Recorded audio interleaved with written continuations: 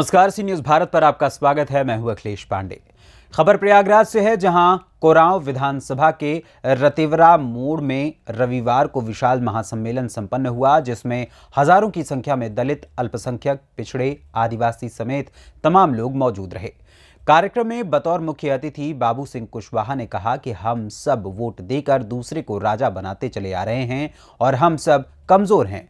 अब हम सबको अपना वोट, अपने हक, अपनी हिस्सेदारी, अपने बच्चों के भविष्य के नाम पर देना होगा।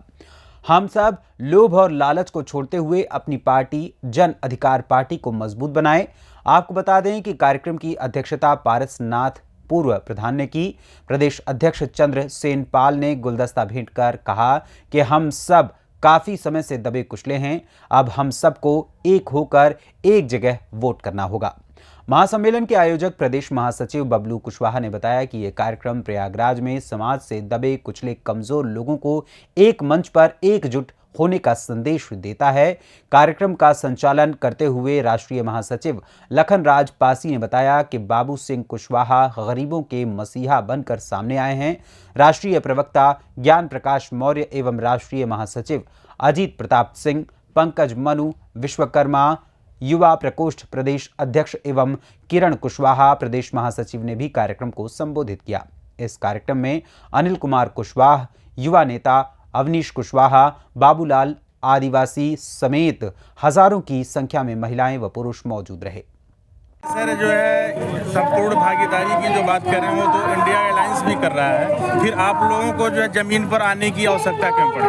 हाँ, बात आप सही कर रहे हैं कि दूसरे लोग भी बात इसका करना शुरू कर रहे हैं, लेकिन आप ये देखिए कि सबसे पहले इस बात की शुरुआत किसने करी। आप उठा के देखिए 2016 के बाद से सबसे पहले एक समान शिक्षा की बात, जिसकी जितनी संख्या भारी उसकी उतनी हिस्सेदारी की बात शुरुआत किसने करी? शुरुआत करी माननीय बाबू सिंह कुशवाहा ने, जन अधिकार पार्टी के राष्ट्रीय अध्यक्ष और संस्थापक हैं। उनके सुनने के बाद, उनकी बातों को सुनने के बाद, उनके मंच पे आने के बाद दूसरी पार्टियां कॉपी करके बात करना शुरू करी है।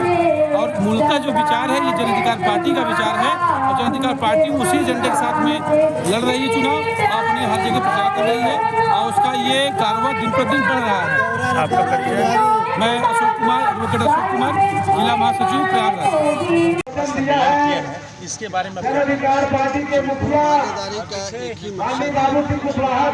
जन अधिकार पार्टी के तत्वाधान में सम्मेलन हुआ और जन अधिकार पार्टी के तत्वाधान में 8 जनवरी से गाजीपुर से संपूर्ण भागीदारी उसका एक मकसद है कि हमारे देश में जाति जनगणना और जाति जनगणना के बाद जो संख्या निकल करके आए हर समाज की, उसकी आबादी के हिसाब से हर जगह उसे हिस्सेदारी मिले, चाहे वो सरकारी नौकरियां, प्राइवेट, जंगल जमीन, ठेके पट्टे, रेता, पहाड़, पत्थर, सब जगह इस देश के गरीब को, कमजोर को, पिछड़े को, दलित को, अक़लियत को उसके आबादी के हिसाब से हिस्सा मिले, ये उसका मकसद है। सर, जैसे कि पिछला आप लोगों ने चुनाव ओवैसी साहब के साथ मिलकर के लड़े, विपक्ष के लोग बोल रहे थे कि संपूर्ण भागीदारी का नारा तो देते हैं मगर कहीं ना कहीं बीजेपी को फ़ायदा पहुंचाते हैं, इस बयान को किस तरह से आप लेते हैं?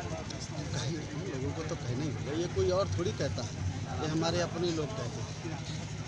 जो बेचारे जिनका काम नहीं चल पाता उनको लगता है कि भाई हम कहीं लोगों को ले जाना चाहते हैं, अगर उनको लगता है कि वो नहीं ले जा पाते तो अपना इस तरह का आरोप लगाते हैं। तो सर, आप जो चुनाव इसमें लड़ने की तैयारी में कर रहे हैं, क्योंकि कांग्रेस और इंडिया गठबंधन भी यही सवाल कर रही है कि हम भी जो है जनगणना जनसंख्या की जनगणना कराएंगे और उस आधार पे जो है। बड़ी खुशी की बात है कि कांग्रेस आज़ादी के 76 साल बाद कांग्रेस ने कभी ओबीसी की बात नहीं करी।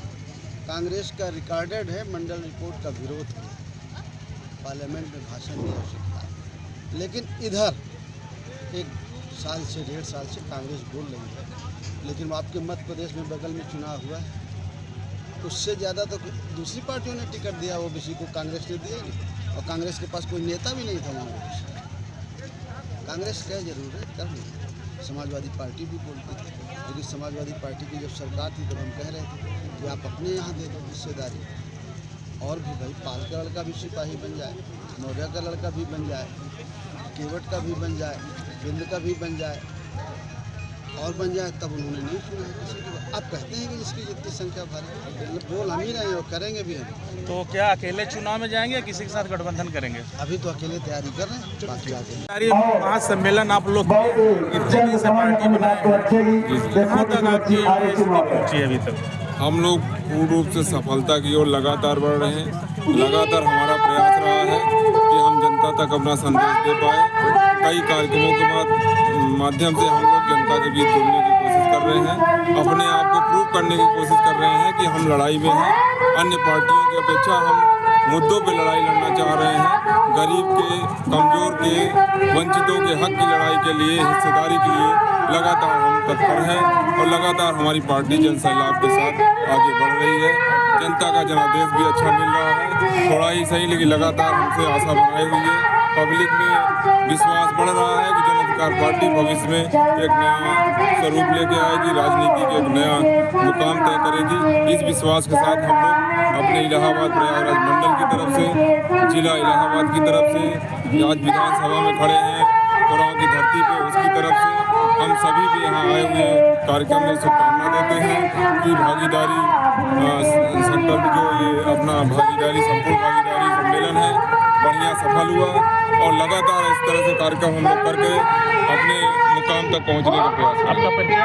विजय सिंह मौर्य, मंडल सचिव, प्रयागराज।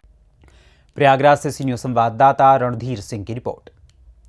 आपको बता दें कि जन अधिकार पार्टी अपना जनाधिकार मजबूत करने के लिए जुटी हुई है, यानी कि अपना जनाधार भी मजबूत करने में जुटी हुई है। ऐसे में विशाल महासम्मेलन के जरिए ये पार्टी लंबी पारी खेलने की शुरुआत कर रही है। अब देखना होगा कि इसकी ये जो शुरुआत है ये कितनी बेहतरीन अंजाम तक पहुंच पाती है। फिलहाल इस खबर में बस इतना ही। देश दुनिया की तमाम खबरों के लिए देखते रहें सी न्यूज़ भारत। हर खबर आपके साथ, आपके हाथ।